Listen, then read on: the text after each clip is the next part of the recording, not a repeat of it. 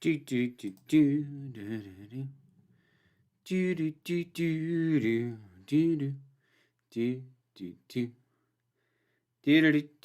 do do do do. Make sure I'm being seen and heard. Well, seen as much as I'm showing at the moment.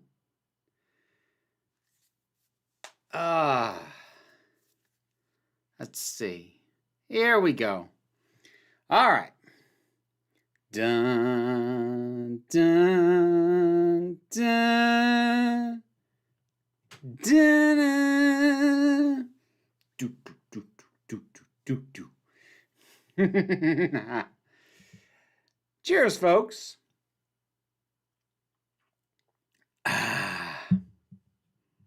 Hope everybody's doing well. So yes, I had a rather severe trim from where it was more around here, and obviously a color refresh. You thought I was going to shave my head? No, you didn't.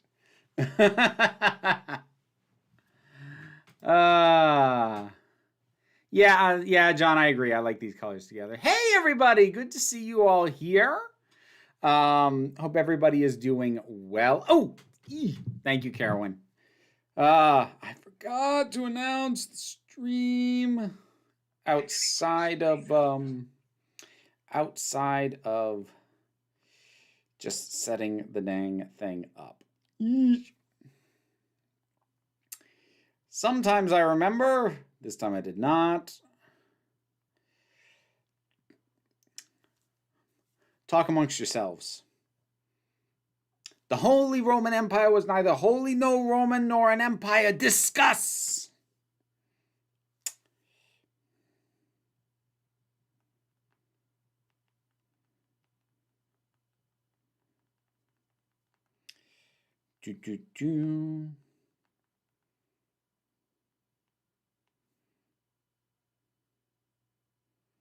There we go. I was wondering who was going to get the Linda Richmond reference. Hi, it's Linda Richmond. Welcome to Coffee Talk. We talk, we schmooze, no big whoop. Would I like to see the Ood again in Doctor Who? I would like to know what story someone would intend to tell with them. Because they're generally the ones that I'm like, we should bring that one back. It's not just like a general, I think they're cool or an aesthetic. I want to know that there is more stories to tell. It's why I think Omega is really obvious to bring back, yet they continue to not.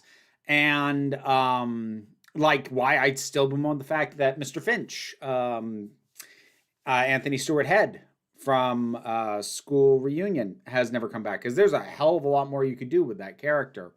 The Ood, off the top of my head, I don't know what more you do with them. So in and of itself, but like if somebody had a pitch that was interesting, maybe. What I think of Watching and Dreaming, short version, I liked it. There's a full review up in the break room of Geeks. Scene in the Owl House finale where the collector goes for the hug. Today I saw a YouTube vid of that titled "The Collector Thinks He's Steven Universe."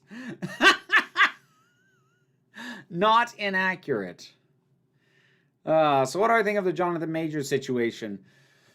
I don't want to dig into it too much right now. Yeah, Jason, as Karen pointed out, reviewing the break room of Geeks. So here's what I will say. I often see people who are trying to call out something about what's happening to an actor oftentimes make comparisons that actually don't make sense to make. Like when Ezra Miller first started getting in trouble, before it just kept happening. But when Ezra Miller first started getting in trouble, people were asking like, well, they fired Johnny Depp. Why don't they fire this guy? And like, it's not equivocal. Johnny Depp was a supporting part and was a supporting part in a movie. He was inherently more replaceable. And the Warner Brothers and, it's the same company, but Harry Potter and DC were not being handled by the same people. They're not obligated to hold themselves to the same standard. So, people like to make comparisons that aren't fair. Here's what I will say. I don't think it is unfair to ask why Jonathan Majors has been dropped by his representation when, and I went back to try and check, so far as I could find, Ezra Miller wasn't ever dropped by theirs. So that does strike me as odd. Now, as far as the studios involved, at present, neither of these actors have been fired. But it is odd to me that Jonathan Majors is in a situation that Ezra Miller was in a year ago. And I don't remember, and I could not dig up any confirmation that Miller was ever dropped by their representation, but Majors has been. That's odd. Now, do I have an answer as to why? Not one I'm comfortable putting any strong assertions behind, but that is weird. And that is fair to question in some way. You know that Barbra Streisand's appearance in that Coffee Talk sketch was a complete surprise to Myers and the others? I think I did hear that. Today's your friend's Jenny's birthday. Seems like it's always a birthday of one of your friends, Ms. Wicked Wolf. Drinking rum and coke because I'm the reason the rum is gone. Hey, somebody has to be. And a happy birthday to Jenny as well, while we're here. Have I heard about the plans to do a Galaxy Quest TV series? I have not, and until I see it actually on a schedule, or more importantly, a trailer, I'm probably not going to put too much thought in it. Lots of things get pitched. Lots of things get pilots and do not move forward. No, Ms. Wicked Wolf, I am not getting drunk. Do you realize you cackle when you laugh? When I stop and thinking about it, I'm aware. I don't think too much about it, though. It's just kind of what happens. Let's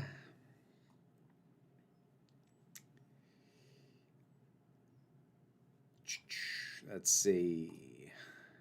Oh, a reminder, while I do try and keep up with the chat to the best of my ability, if you are not on the Council of Geeks Discord, which is a Patreon exclusive perk, the only thing that will guarantee that I will address your comment or question will be to do it as a super chat, which will also get you a little heart of appreciation from me. Again, I will try and keep up with the chat, but I don't make promises outside of the super chats. I thought with at least two of your bad Doctor Who villains, having a monster is easier and cheaper. Oh, okay. I'm not going to go into the detail of that 255 AD because that video is not public yet. Or is it? Did it go live? No, it did. It did go live. I've got a video in the pipeline. It's not that one. It was another one. That one did go live. Okay. So the planet falling apart. Well, I think you had a very specific your comment suggests you had a very specific idea of like a from space shot of the planet breaking apart. No, you shake the camera and have the Doctor wave the sonic screwdriver and go, "This whole planet's falling apart." That's literally all you have to do. I think you were overthinking the issue a little bit. Can I do a witch cackle? I probably could. It would be awkward to try and do on purpose, especially considering it was cited as just kind of how I laugh. I don't know. It's one of those things that and I don't have a problem with maniacal laughs. People know that, but I don't know. Trying to do a witch cackle on purpose just feels odd.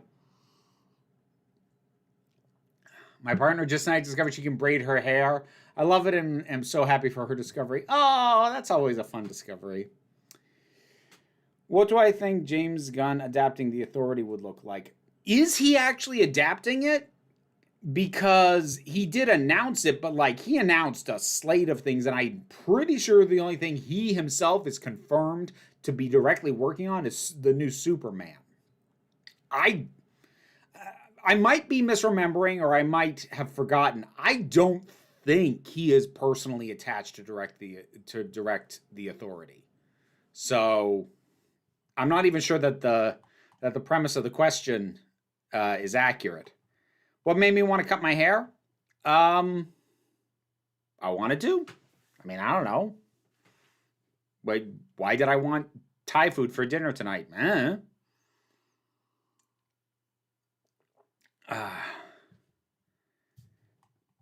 You do a Shatner tumble? That sounds like a very technical thing. Also possibly something that I wouldn't want to put on a resume. Did I ever read Irredeemable by Mark Waid?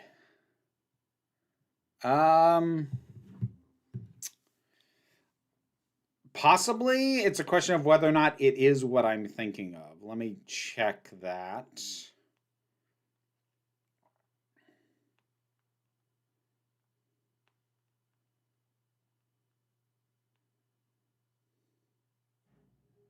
No, I never did.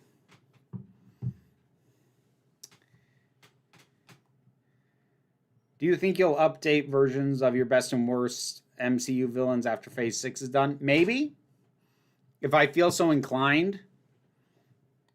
I mean, honestly, I was... Phase 6 would have to kind of reignite my enthusiasm a bit. Phase 5 kind of left me kind of meh. Not left me cold, but left me meh. So, I don't know. Maybe. Like, revisiting lists in general is a thing that might happen for most lists that I've already done. Which is better, Thai red curry or Thai green curry? I'm actually don't usually go for the curries. I like pad Thai, I like pad CU. I like stuff like that. I think I like green curry a little bit better, though, by memory. It's been a while since I've had a Thai curry. Do I like Gorillaz? I don't know the Gorillaz that well outside of the songs that, like, everybody knows, like Clint Eastwood and, oh, crap. What the hell is it? Oh, I can't think of the name of it now. You know the one, though. It was I think, their biggest hit. But, yeah. My brain is just completely kicked out on me. Never mind. Reset. Try again. Josh Tiley. Digging the hair colors. Hope you're doing good. I'm doing pretty all right. Thank you. I made Thai food this past weekend. I've never tried to cook Thai. We actually have a decent Thai place in town, which you wouldn't expect for Vermont, but we do.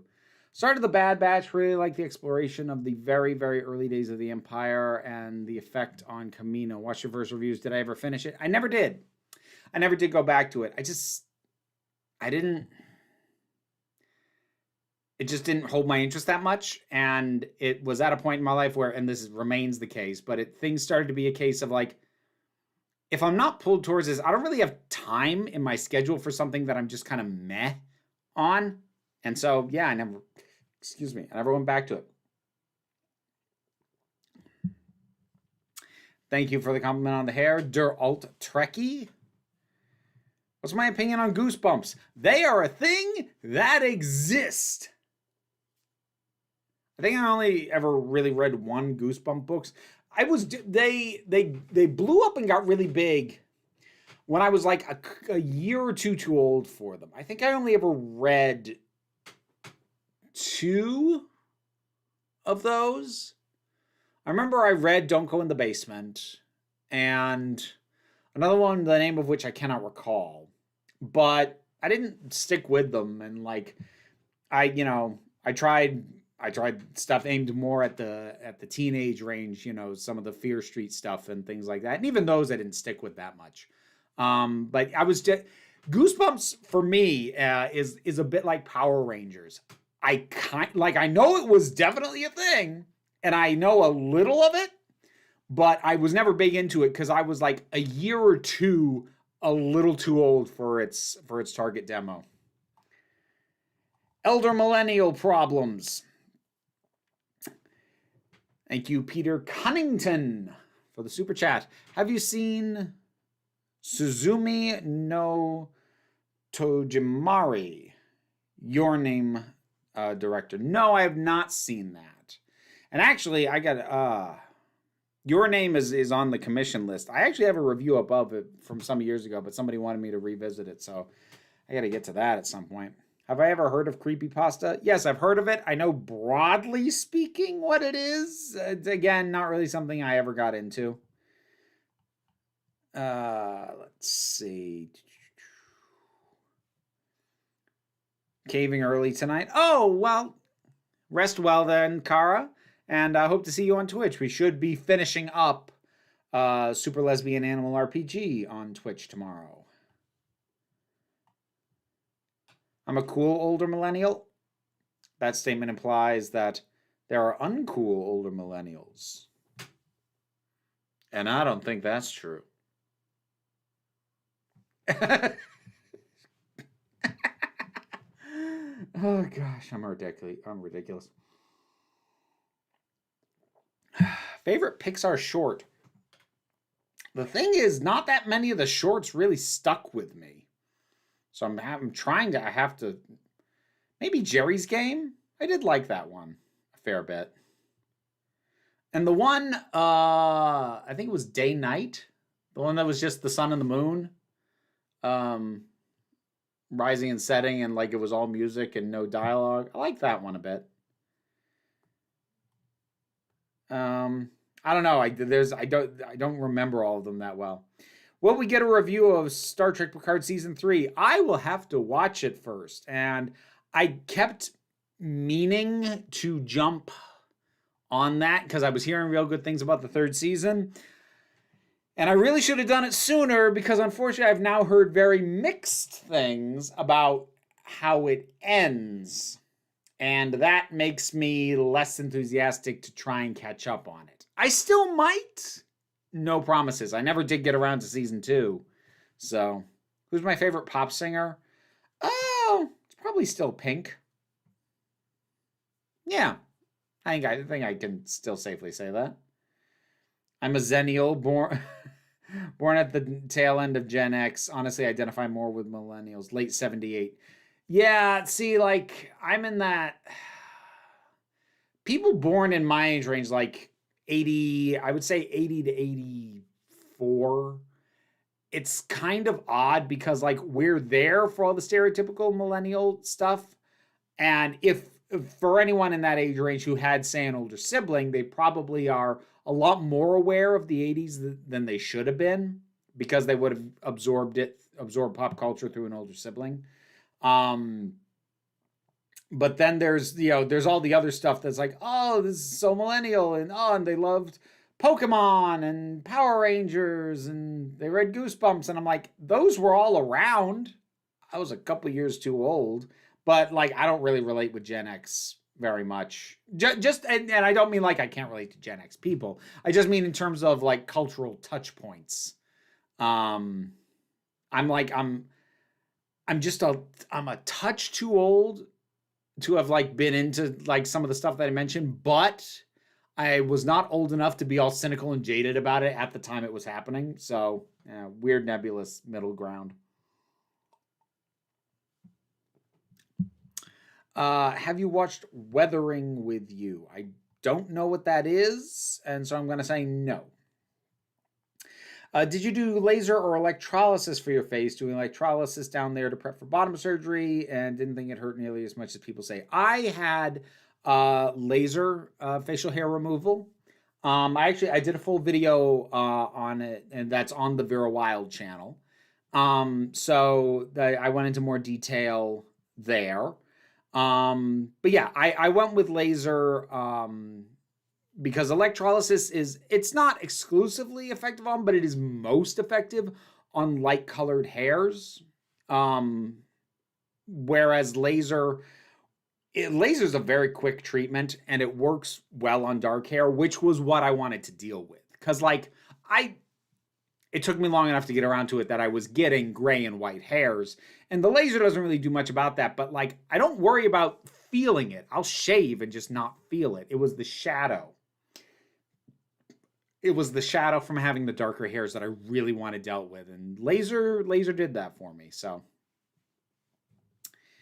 let's see. Oh, Supreme Omega. Thank you kindly. On 90s DC, thoughts on Kyle Raynor. I know he was a legacy hero with a divisive start because he came in from Emerald Twilight, aka Hal's turn to villainy. I think a lot of fans didn't give Kyle Raynor a fair shake because they were so mad at how Hal was removed from the moniker of Green Lantern. And while, you know, Kyle was brought in to kind of pick up the mantle, it's not like they did that to Hal in order to introduce Kyle. It's just they needed somebody. I mean, what were they going to do? Have Guy Gardner be the main focus? Ugh. No. I haven't read a ton of his stuff. I like what I have seen in terms of the approach, and certainly how he is distinctly different from not only Hal, but a whole lot of the Lanterns in terms of personality and just how he goes about things and his thought process. That said, like, they definitely pulled some, like, the whole name for the trope, Women's in Refrigerators, is named after stuff they did with that character. So, like, he still suffered from 90s bull crap. As far as shorts, do you remember La Luna? That's one of my favorite shorts. I remember the name. What it was exactly is not coming to the forefront of my mind. The recall is not working on it. Any trailer reactions coming up? I hope not, Jen. I'm ready for a break from trailer reactions. Gosh, they just kept coming. Season 3 hasn't ended yet. It's an amazing story. You should watch it. I mean, I know it hasn't ended yet. The thing is, I'm friends with more than one person who is getting early screening access to it. And I have had it without going into detail because I asked for no detail because I might still watch it. But I have had it laid out like by more than one person that's like, no, things kind of took a turn. So, but again, like, I don't know full context for that. I haven't watched it yet. I might if I get around to it. We'll see. I don't know. Wasn't the one with the hapless alien who tried to abduct a sleeping dude a Pixar movie? I think that was. That one was fun. Wait, do you still have commissions that are years outstanding? I thought what happened with Accession was kind of an outlier because you were writing a novel. Accession? So, here's the thing. I have a number of things that are backed up by a fair amount. And the ones that are, in terms of commissions, are things that are heavy workload. So there's some written works that are backed up by a bit. I am more than halfway through a season of television, like a full season, like not of UK, like of US network television, like 23 episodes that was commissioned a while back. And I kept putting it off, you know, because when your time is limited, it's easier to check off something that can be done quicker. And when you're working through something that takes longer, you feel like you're treading water and you're getting nothing done because, or at least for me, there's a part of my brain that's going, you could have gotten 4 of the other things that are waiting done in the time that you're spending trying to get through this. And that is, unfortunately, when trying to work through a backlog, an unhelpful thought process. It's part of why commission review videos have been a little bit slower than I would like them to be, because I am trying to hit the oldest stuff in the backlog right now, which right now is a pile of stuff that is work intensive in terms of the amount of time it will take. You know, the time dedication on my end to watch an entire season of TV or read an entire novel or what have you. So that is kind of where things are at. It started from well, look, I don't have time for that, but I do have time for this, which was harmless enough, but you do that for too long, and suddenly you're not only backed up, but you're backed up, and you've been putting off the longest stuff. Excision was still a little bit of an outlier insofar as I would have gotten to it and through it a lot sooner if I could have gotten it on audiobook. So that one was still an outlier as far as that goes, but it's not the only thing that is only available in written form that I have to get to. And some of those have been waiting for a while too. So yeah, I am desperately hoping to get largely caught up, or at least get within a more respectable time frame to addressing commissions at some point this year. We'll see. I hope you can relate to Xavira. Well, you put me with the right Gen Xer, and I can relate quite well, Carolyn. The 80s I experienced was Smurfs, Gem, Care Bears, He-Man, and She-Ra, completely unaware of politics of the time. Well, yeah, I should hope so if that was your media diet. I'm Gen Z, but my older siblings are millennials, so I grew up with 90s kid stuff. Yeah, that's kind of what happened to a lot of millennials in my age range who had Gen X older siblings. Opinions on the Comic Titans, teen or not, compared to the shows. The older I get, the more I find that people that never liked many characters to begin with, whether they enjoyed a show or not. I never really read too much of the Titans. I'm friends with multiple people who like Titans a lot. I never really read too much of their stuff. I keep in mind I didn't read a lot of DC in general. So, let's see.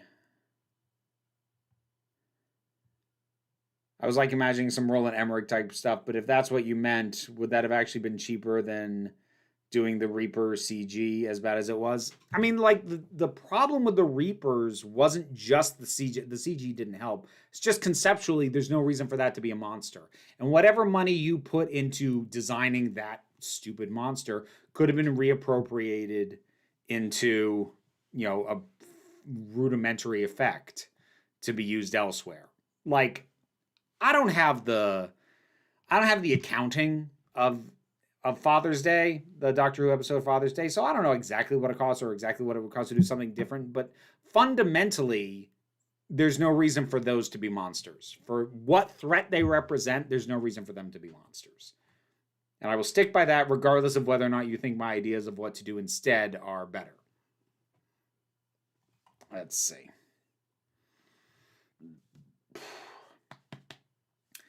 You can react to Ruby Gilman Teenage Kraken. Pass. Loved your Muppets trailer reaction. That trailer looks fun. I'm really, really hopeful for that. Yeah, that looked really good. And I think that the Cloak and Dagger inverted that because the female detective found her friend in the refrigerator. I mean, yeah, it's a brutal thing to do regardless, the whole fridging thing. I mean, the term generally is reserved for female characters who are reduced to being nothing but a victim in order to motivate a male character. But doing that to anybody, it's pretty rare that, like, I'm okay with it, just as a method of moving the story along. Because generally, there's almost never a need for it to be as brutal as it is. Like, you can harm or even just endanger someone that matters to a character and motivate them to action. You don't have to brutalize them like that. I think it's very rare that that kind of brutalization of any character is warranted.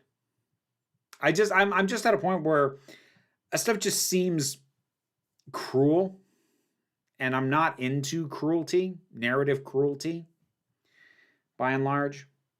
Even though I can't speak for everyone here and we can be a bit annoying sometimes, we generally care about you. Lots of love. Drink water. Aw, thank you, Jamie. I appreciate that. What were your thoughts on Stay Out of the Basement? I recently watched a review about how it has a lot of subtext and metaphor about a father coming out as gay to his children.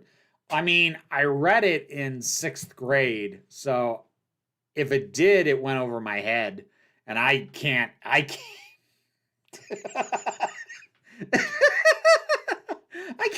I can't respond to that specific claim. I have no idea. It strikes me as the kind of thing that if I were to guess, it's probably accidental coding that R.L. Stine probably wrote a situation and created a scenario and did not realize it mapped onto that.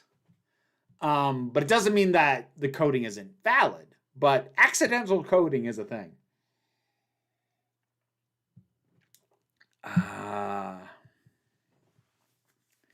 The only thing that annoyed me with season 3 of Picard, first they introduce a character you hate, then he's relatable, and then he's spoilers. Okay, lovely. Do you still get to watch, read, play or read your own enjoyment anymore at all? A little. Honestly, that is something that largely happens when I am taking in a piece of entertainment with someone else. Left completely to my own devices, I have a very, very, very, very hard time silencing the voice in my head that says you should be doing something that is work. You should be, if I sit down to watch something, it's very hard to silence the voice that says that if you're going to watch something, it should be something you need to watch for work. It should be something that was commissioned. It should be something that you need to rewatch for reference for this video you're scripting or whatever. So it's tricky. And the main thing that helps that is to watch something with somebody else, to to have someone that you're enjoying the experience with, and that being able to enjoy that experience of taking in something with another person, that is enough that I'm able to shut that voice up where I can say, this is not work. This is bonding. This is friendship. This is a relationship. This is, this is a romantic partner, whatever it may be. To be in that setting, I can say, I'm not working right now. It's when I'm left completely on my own that it is hard for me to justify to myself to not be working. Even though I can have a hard time getting things done. You can get, with ADHD, you can get in this horrible little paralysis trap of being rigidly fixed on the things you should be doing, but somehow being unable to bring yourself to do them. And then you just sit there and get absolutely nothing productive done, whether it was the thing you should have been doing or something else. And then you just feel like absolute crap. So, but yeah, there's an extended insight into my particular ADHD. But yeah, the short version is I do watch stuff for enjoyment, but it is for enjoyment with company, and often very, very wonderful company. So that certainly helps. Are you more excited for Marvels or Guardians 3? I don't know. I honestly don't know. Right? Yeah, I flat out don't know. Sketch they should have done at the Oscars. Matt Damon's wife slaps Jimmy Kimmel and tells him to keep her husband's name out of his effing mouth. I appreciate the reference. Because I too appreciated the Jimmy Kimmel thing, the I'm fucking Matt Damon back and forth thing that went on. But I don't think turning that incident from the previous year into a joke is really in anybody's best interest, especially if it's a joke being made by people who were not involved in it. Like, if the people who were actually involved in it, if they, of their own accord, decided they wanted to make a joke about it, I'd at least be like, well, if anyone's allowed to, it's you. I would say that would be not a great idea. I appreciate the reference, but let's see.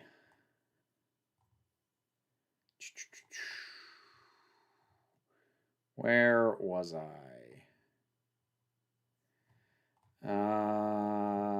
Oh, here we go. I keep thinking about if I should tell you to do use of weapons before State of the Art, but I always decided against it because use of weapons is a loose sequel. Oh yeah, first one should have meant state of the art. Yeah, like and that they're on the docket. I will get to them as soon as I can, but didn't Gail Simone do the deep dive into fridging? Not only did Gail Simone do the deep dive into it, Gail Simone coined the term. Her blog was called Women in Refrigerators. This was before she was a comics writer. She was just a blogger who loved comics and hated that nonsense. So yeah, Women in Refrigerators is her term for codifying that trope. I would skip the Pope's Exorcist. It wasn't really on my radar. I thought it would be John Wick meets The Exorcist, but it's just Russell Crowe making goofy noises and spouting cliche horror lines for the whole movie. I mean, that's most horror movies are real prone to cliche. Yeah, OSP has a video about how bad fridging is. Multiple people have tackled the topic, but yeah, OSP did a good one. Speaking of needing to be rescued, I saw a review of the pirate movies pointing out that Jack is the one always needing to be rescued. Yeah. Which, yeah. Let's see. Love the new hair. Have I read Ready Player One? No, I have no interest in reading Ready Player One. I saw the movie. It was okay. And I know the book is somewhat different, but no, I never did read that. Fun fact about R.L. Stine, he worked on Eureka's Castle before he got into kid horror. Oh! I think I might have heard that, but I had forgotten. Yeah, he's had an odd career prior to like solidifying himself as a horror writer for minors. I have to be sure I articulate that well because horror is one of those words that like if you mumble your way through that, you end up with just horror. And whoops.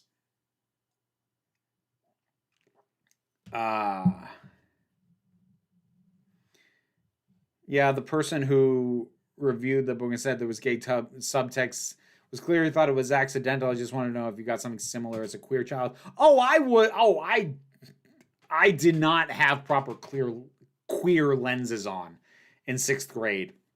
Like even by then, I didn't think I was straight, but like I wasn't viewing the world through properly queer lenses. I didn't have enough sense of myself to be doing that.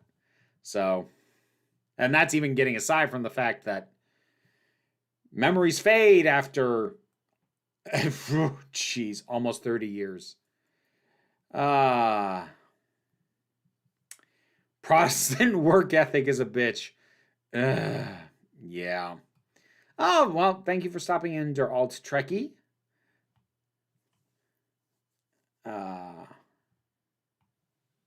So far behind on Paparina. I don't think I'm actually familiar with Paparina's work. I'm not sure I've seen any of those videos. Oh, hey, Meg. I didn't see you come in. Good to see you. The Oscars are rigged.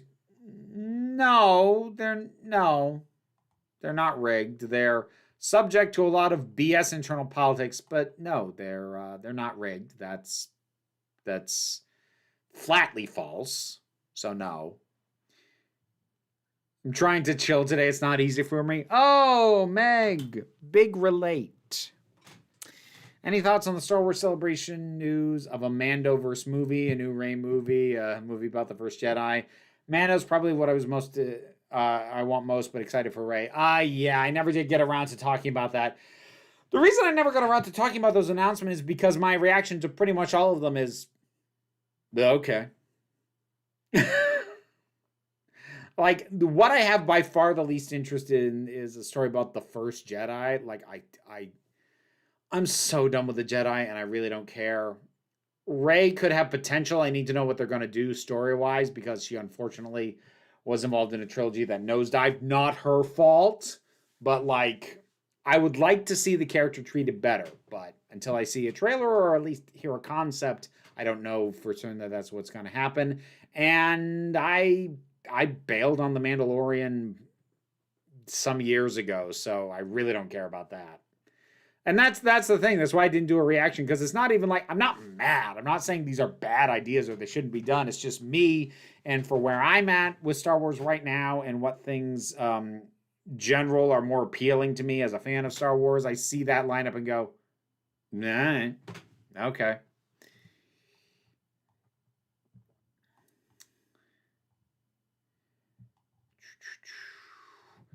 Thomas Ahern, thank you very, very much. Would a franchise like Doctor Who still exist if we were to get rid of capitalism?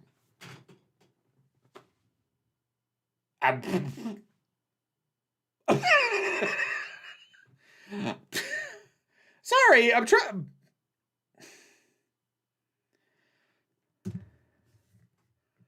I don't know how to even begin parsing that question. Like, would any of our entertainment exist, or at least exist in the form that it does, without, if we quote unquote got rid of capitalism? Like, I don't understand the logic of your question. I don't. Yeah, no, I don't understand the through line of the question, at all. I guess if I were to guess at what you're getting at, is because the show is, broadly speaking, fairly progressive and always has been to varying degrees, would it exist in the form that it does if it didn't have capitalism to comment upon? To which the obvious answer is, well, no. It's a product of the environment in which it was made, as is literally all art, which is part of why I also can't parse this question, because you're basically asking me, if the world was literally completely different from how it is, would this piece of art still exist? And short answer is no, but it's going to be no regardless of what you ask, because every piece of art is a product of the environment it's made in. So, like, that's just an across the board answer. And so I feel like you must have been asking something more specific, but I can't parse that. I don't. I can't. I mean, part of this might just be how my brain does or doesn't work, but I can't wrap my head around that question. Not a horror movie fan. I am a picky horror movie fan. I'm on the waiting list to get tested for ADHD. It's currently 5 years away. Yeah, that sounds about right. Did I ever see Winnie the Pooh, Blood and Honey? Oh, did that actually come out? I didn't know if that was out yet. Yeah. So no. No, I haven't. Let's see. I answered the final Jeopardy question correct last night, so I'm feeling like a rock star. Yeah! That's always a good feeling. I love the book so much, honestly. Oh, so this is Ready Player One. All the 80s references and the way it's written absolutely grabbed me. The movie's actually terrible compared to the book. See, the thing is, I don't really care about references. I mean, I don't. And the reason I was never that interested in the book is because it seemed like pop culture, specific age range of pop culture references, the novel, and like, I don't care. And that's not to diminish anyone who did like it, but like, I don't. I'm sorry, I don't. Excuse me. New hair is amazing. Oh, thank you, Eternal Sailor. I appreciate that. I was just wondering if in literature or media, is it okay for a character to transition if there was no clear hint or indicator of them going in that direction from the start? Short answer, yes. I kind of addressed this years ago in a video that I don't know how well it holds up. But I kind of addressed this some years ago, and my overall opinion has not changed, that there is nothing inherently invalid about having a character come out as trans or gay or non-binary or whatever when there had been no previous hints. Because you know what? For a lot of people, from the outside looking in, when you're not privy to the inner thoughts and inner turmoils and everything going on inside another person's head, that's how it can look like from the outside. You know, somebody comes out as as trans or gay or whatever. And there will be some people in some circumstances go, there was never a hint. Now, the cliche is, yeah, we already knew, we were waiting for you to tell us. And that certainly happens a lot, but it can go the other way too. And that's not an invalid story to try and tell. Now, there are still better and worse ways to handle that, like with literally any story. But is it okay as a general thing to do? Yes. Yes, it is.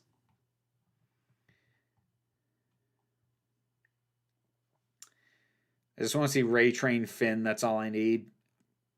Well, then I hope you get it. I still am very indifferent. Paparina is on the verge of 1991 in the retrospective of Knickknacks and is presently doing commissioned episode reviews. Huh. Might have to see what they do and see if it's something I'd want to sink time into. Could Pirates of the Caribbean work as a TV series? Maybe a more serialized one. It wouldn't work episodic. It would get too repetitive. Serialized, possibly, like with a overarching story per season. Maybe.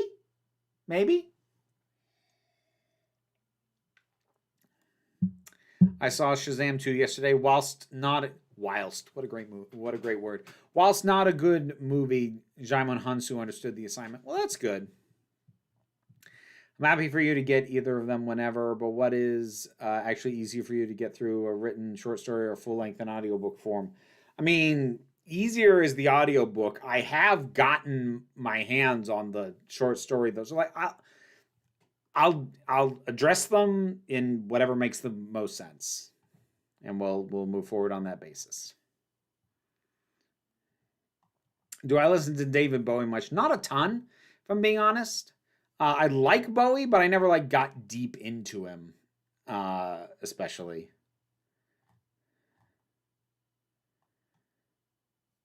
Paparina's main project is documenting early Nickelodeon show by show.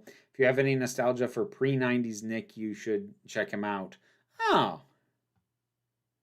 All right. So, Supreme Omega. Also on 90s Comics, do I remember Wizard Mag? Yes, I remember Wizard Magazine. I might still have some issues with that kicking around in the attic somewhere. I was reluctant to get rid of old magazines. Oh, goodness. What's my favorite Scream movie? Well, I haven't seen all of them, and it's the first one, regardless. Discord, yes. Thank you, Carowin, for that reminder. All right. So let's see here. At 2:55 AD, you don't have to worry about alerting me. Carowin was on top of it. She always is. So you don't have to pick up that baton. It is well carried. So I'm going to pop over to the Council of Geeks Discord. Reminder, that is a Patreon exclusive perk, which is the other way, aside from Super Chats, that you can ask me questions that I will definitely address on stream. I will go through these as quickly as I am able, and I will be back in the chat in a few minutes. Have you had the chance to watch ContraPoints' latest video on the witch trials of J.K. Rowling? I did. I have minor nitpicks on a couple of points, but by and large, I certainly agree with her overall messages, statements, and the comparison she made in terms of who she compared and paralleled Rowling and other gender-critical people with was well thought out and well laid out. It was good. What would you consider the worst superpower to have? Just being radioactive. Not being able to channel radiation, but just constantly emitting radiation. So everything around you is going to die. Yeah, I'd say that would be it. If you had a cocktail named after you, what would the ingredients be? Ooh, okay.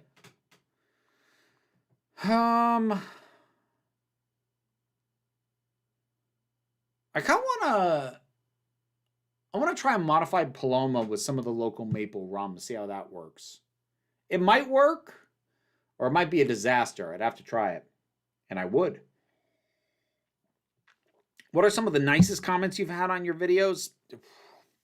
Nicest? I mean, there's just, generally there's a lot of stuff saying, I like your outfit, I like your lipstick. Those are nice. I mean, the ones that I enjoy getting are somebody saying anything to the effect of, I felt like you expressed what I was feeling or thinking, but you said it better than I could, or someone that's like, wow, I never thought of it that way. I like ones that sort of, the ones that land with me the best are the ones that tend to fall along the lines of feeling like somebody really connected with something I did, and people will word that in different ways.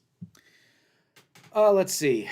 Remember, I pointed out to you that The Ghost of Molly McGee is one of the few shows where the two main characters are child siblings and they're not written to hate each other. Why do you think that is? Like, why is it the convention of fictional siblings to low-key hate each other and argue constantly? I don't know. As an only child, I legitimately don't know. My primary guess would be that it's just been way too normalized that that's how siblings treat each other, especially siblings of not the same gender. It seems to be taken as a given that they hate each other or at least argue constantly. And I don't know why. I have no idea why. Only child. I don't get it. Remember I told you a lefty streamer I follow is a teacher and someone falsely told her school she's a groomer. Ideally, how do you think school admin should respond to accusations like that? I mean, I don't want to say if a queer teacher, or in this case, an outspoken ally, gets accused of being inappropriate with kids, the school should just default assume it's fake. But if you work with kids, your bosses, even looking into something like this, can put a stain on your reputation and future career prospects. I do not have any kind of comprehensive or definitive answer to that. The broad strokes that I would say is that it is worth taking into consideration the source. Now, this is not to completely disregard,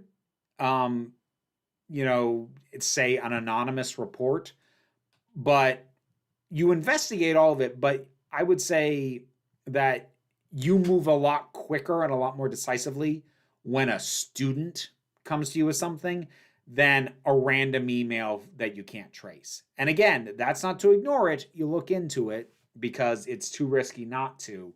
But this is why blanket policies of like, and we always treat it the same way, are bad, because you treat everything equally, and then somebody with a bullshit claim will have their claim treated with just as much severity as somebody in genuine danger, and that's not helpful.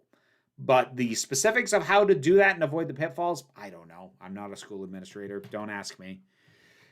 Throughout the Culture series, there's multiple assigned female at birth characters who transition to men for a while, and it's presented as a perfectly reasonable choice and worthwhile experience. By contrast, only one major assigned male at birth character, Gunnar Hafoen, becomes a woman, and it's presented as a mistake. Do you think Banks might be displaying a touch accidental misogyny in that? Like, I'm reminded of part of your Tomboy video where you pointed out a girl wanting to be masculine can be seen as aspirational, where a boy wanting to be feminine is more seen as shameful. Yeah, and like, I'm sure it wasn't conscious on his part.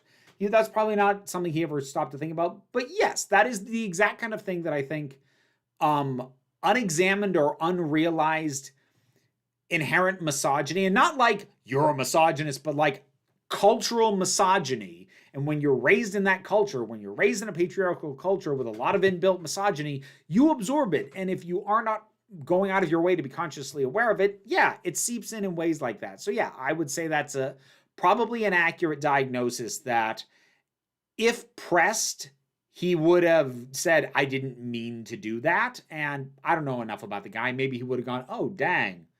Oh, I did make a mistake. But I seriously doubt, based off what I have read, that it would have been done on purpose. I don't think that would have been the case. But that's the thing about unconscious biases. You're not conscious of them. Like, that's why sensitivity readers friggin' matter. I don't care what you wrote. Jumping off your take on Sick Transit Veer on Jumpgate. So this was yesterday's episode of the Jumpgate podcast about Babylon 5. Can you think of any other example of watching an otherwise good series and thinking that a decent writer simply seems to have forgotten how to structure an episode or write? Not sure Hellbent counts. Probably. Yeah, Sick Transit Veer is a bit of an outlier because it's the kind of mess of an episode that you would assume is being written by a guest writer who didn't really know everything properly, but like most of these episodes are written by JMS. So, yeah, I don't know what happened. I could probably think of some other examples somewhere. Well, I suppose actually probably even a better example than Hellbent, if we're going with Doctor Who, is Love and Monsters. Like, Russell T Davies can be a really insightful writer, and he's working with the broadest strokes in that. And the approach feels like, dude, what are you doing? And I do think some of the underlying ideas could have worked, but like, whereas Hellbent is just such a mess, and it feels like such a uniquely Moffat mess that as much as I hate it, I still have an odd kind of respect for it. I'm like, you followed your own weird muse down this rabbit hole, but that rabbit hole's a bottomless pit, and I'm not coming down after you. But I kind of respect you for jumping down there, I guess. We have had the founder about McDonald's Tetris air. What should be the next movie on licensing IP be? And what is it with this trend? What is it with the trend is that Hollywood loves to find a way to valorize the people behind the scenes. It's the same reason they made Moneyball. I mean, who the hell wants a baseball movie about people running math algorithms to figure out who they should be scouting? I'll tell you who.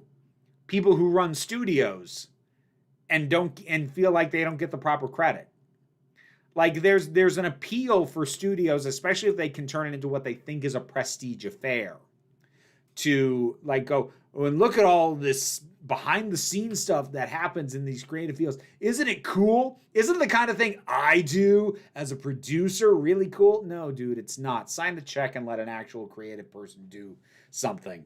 That's harsh. Like, that implies that there's no creativity in these projects. There probably is, but there's a reason that things like that get funding, whereas some other stuff doesn't.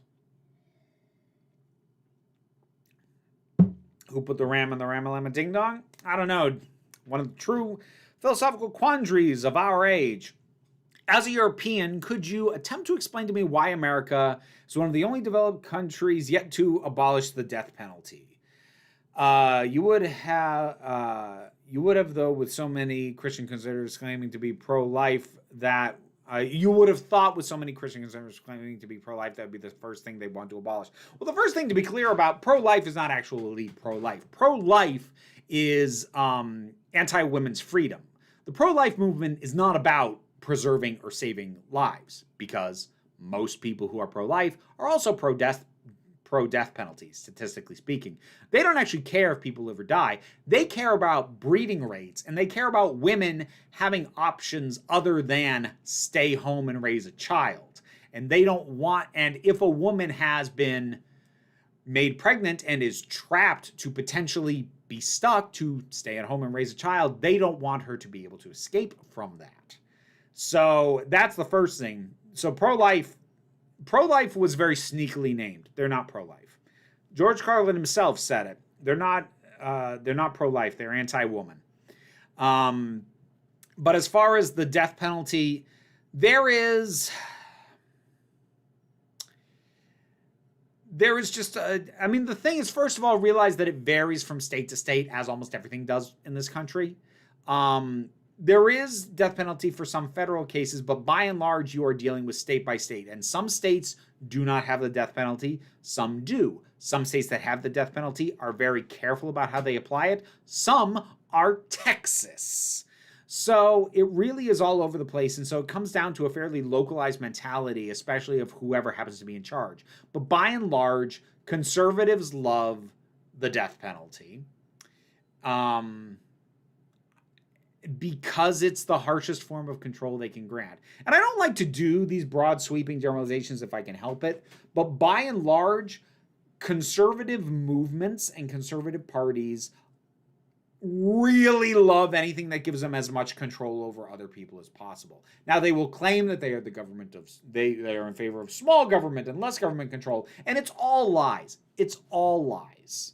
They want people to have fewer options while claiming that they want more freedoms. It's all bullshit. But the authority and the ability to end someone's life is the ultimate form of control over another person. So, yeah, there you go. Probably pissed off somebody with the way I chose to frame that, but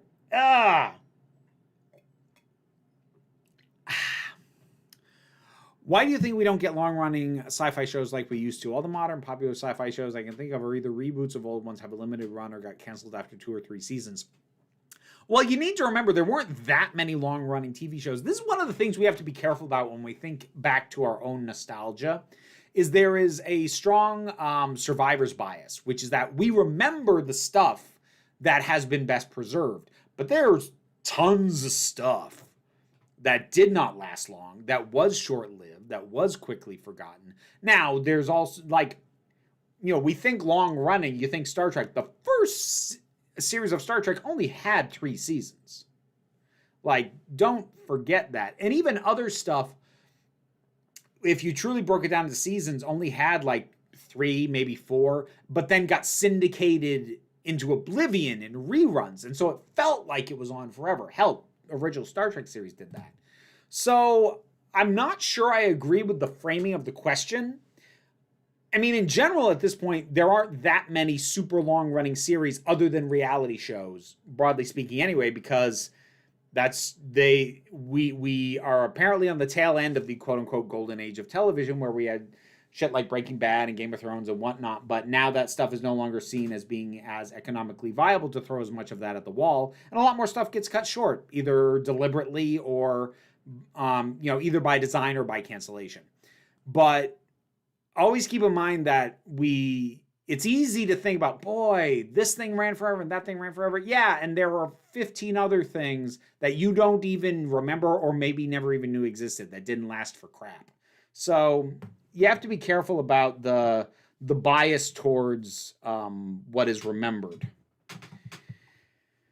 Why do you think Disney is greenlighting the Rey Star Wars trilogy but canceling Rian Johnson's trilogy? Did they officially cancel that, or did they not just announce, or did they not just give any more word on it? I didn't catch it being officially canceled. If I were to guess, it's because Rian Johnson probably has moved on, because he seems way more interested in doing more Knives Out stuff right now.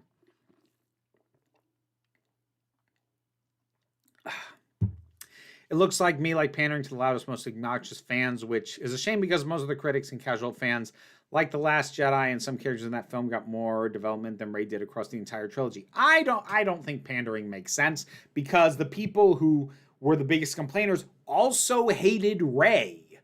So it's not like doing a Rey trilogy is going to, as opposed to Rian Johnson's proposed trilogy, whatever that was, it's not like that's going to make that same crowd any happier, because most of them hate Rey too. So pandering, no. I think it is a calculated move based off availability of talent and trying to figure out what's worth throwing at the wall to see if it sticks. Who put the bump in the bump shabump shabump? Is we doing the whole song now? What are we doing? Who was the Masked Avenger? Who was that masked man? What are the odds Marvel drops majors as Kang goes with a different actor now that he appears to be an actor jail with the announcement of his repping firm no longer representing him? Well, hold on. Sorry, I had to clear my throat. I don't know. I'm not one to give odds, but I am surprised that his representation dropped him without Disney having already dropped him.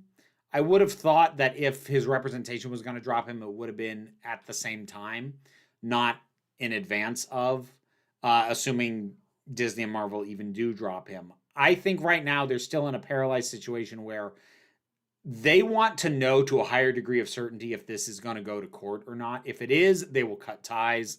But for a while it feels more up in the air, I think they're really scared. I think they're really scared to make a move. just PR wise. And because like people, when I did my video on that initially, people got hung up in the logistics, and then everyone like, oh well, like you can just say it's a multiverse. He looks different. You can recast. I'm not saying you can't recast. I'm saying they're wary of the PR issue, especially because of the last time they moved too quickly on something, and that was James Gunn, and it cost them a lot. It not just egg on their face, but it cost them a lot of time and a lot of lost momentum. With what happened with Guardians of the Galaxy Part 3. And they are going to be wary about moving too fast. And at the same time, though, it's a question of, well, how long do you wait before doing anything? Because right now, in the choice between fight or flight, they are frozen at the moment. All right, I'm back. I am just going to come down to the... to the bottom of the chat, because like I was on that for a while. So I need some counsel. A distant relative shared a post that was transphobic. I want to give her benefit of the doubt and assume she just doesn't understand. How do I rebuke her? Ideally, privately. I would recommend, like, I can't give you advice on what specific thing to say.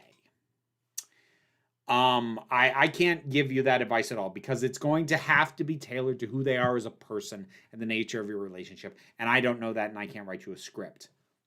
But what I can tell you is you're probably much better off reaching out directly and privately than trying to bring it up publicly, because most anybody's more likely to get defensive if they feel called out in public.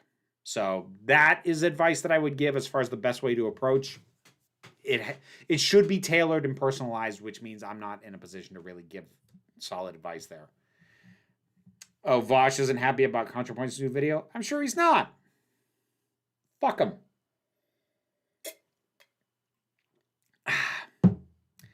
I genuinely love the culture, and it shaped my ideological development. At the same time, I'm willing to make observations like that. Is that weird?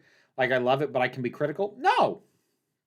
I think the best criticism usually comes from people who love a thing.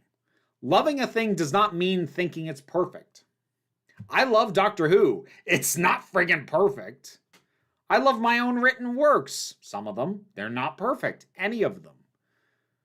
Like, it does not diminish your love of a piece of work to recognize that there are flaws in either the work itself or the people who made it. Let's see. What is your history with classic animation shorts, Mickey Mouse, Silly Symphonies, Looney Tunes, etc.? I have the most familiarity with old Disney shorts because my grandmother had the Disney Channel when I was little, and this was back when the Disney Channel was a premium cable channel and didn't have ads. And they used to do blocks of the old cartoons, often blocked out by characters. There'd be like a block of Mickey Mouse, a block of Goofy, a block of Donald, and she'd tape a lot of that off the TV and send me those so that I could watch them at home. So I have the most familiarity with Mickey Mouse. I have a decent amount with Looney Tunes. Tom and Jerry and Max Fleischer, I only ever caught bits and pieces of here and there. But like, I kind of grew up with the Disney stuff the most, but also caught a fair amount of Warner Brothers, just because it was usually always just kind of floating around.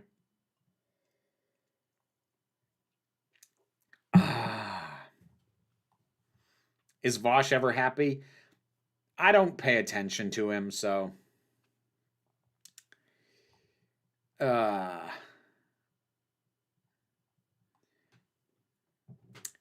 Thank you for the super chat, 255 AD. Get to my commissions in your own time. Thank you for that. Honestly, I barely know her that well. She's married to a cousin from another country. What do I have against Vosh?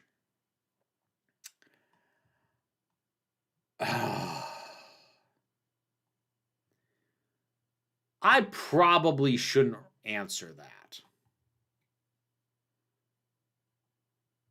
All right, fuck it. Short version, I have two problems with Vosh. One is just with the entire type of content that he makes, and so it's not unique to him. I have an issue with Debate Bros in general. I find the format of what they do and the way that they approach doing it to be generally unhelpful and seems to be a lot more about dunking on people than actually pushing forward and getting a better understanding of helpful and useful ideas.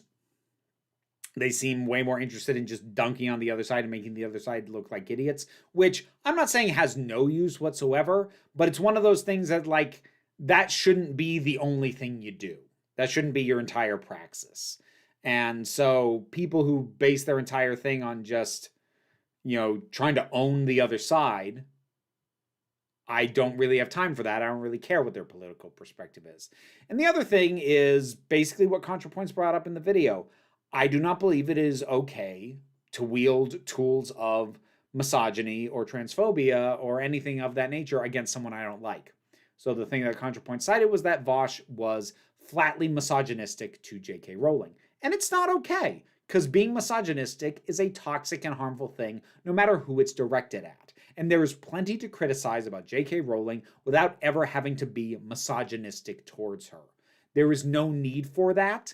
It belittles and debases genuine criticism because people are going to conflate actual critique of the things she's saying with you just being a misogynistic asshole at her, even if you think that it's justified because you dislike her that much. It's not. This is not vastly dissimilar to what I've said in the past about respecting the pronouns of Ezra Miller. And people have tried to argue with me because when you do that, you signal that it is appropriate to do that for other people. And respecting someone is such a biased and inherent and a deeply personal measure that once you open the door for I don't have to not be misogynistic to a woman if I don't respect her, or I don't have to do someone's proper pronouns if I don't respect them. That just says that anyone can set their own measure, and it says that there are circumstances in which it is okay to be openly misogynistic to a woman for the purposes of harassing her or to misgender a person because you don't respect them. There are plenty of things wrong with Ezra Miller, with J.K. Rowling, with frickin' anyone. But doing these things to fundamentally dehumanize them is not only unhelpful and cruel, it undermines whatever point you think it is that you're trying to make. So, there you go.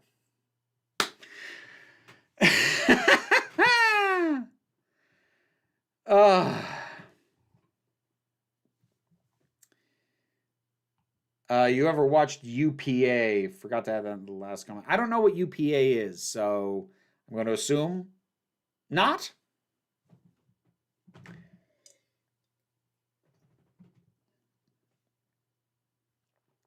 Have you seen Ambulance, the action movie? I have not. And I am going to wrap it up. I've finished my water. I've gone on a rant. We're gonna finish it off there. So, what's coming up? Let me think. So, first thing is, I will be on stream on Twitch tomorrow, probably finishing my playthrough of Super Lesbian Animal RPG. So that should be fun. UPA was an animation studio. I'll tell you about it. Oh, thank you, Carolyn. I look forward to learning. So let's see what else? So like there's that. Saturday is a new video on the main channel. What is this one? Oh, I'm going to be briefly touching on the idea of J.K. Rowling giving up the intellectual property rights to Harry Potter, which is something that a lot of people in my comments seem to have been wishing for, and I have thoughts about having that as a desire and whether or not, A, whether or not it would ever happen, or B, whether or not it is even helpful to hope for that. That'll be Saturday's video. Think I might have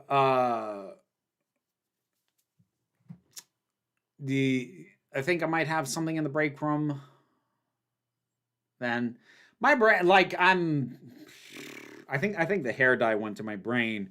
I'm having a hard time kickstarting it. I think that's everything that's coming up in the immediate. Anyways, thank you for your time, your patience, your company. Thank you all, and I hope that you have a wonderful rest of the week.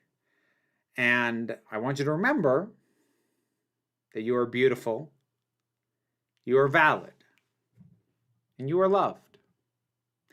You are the council. I am just running the meetings. And until next time, this council is adjourned. McCavity!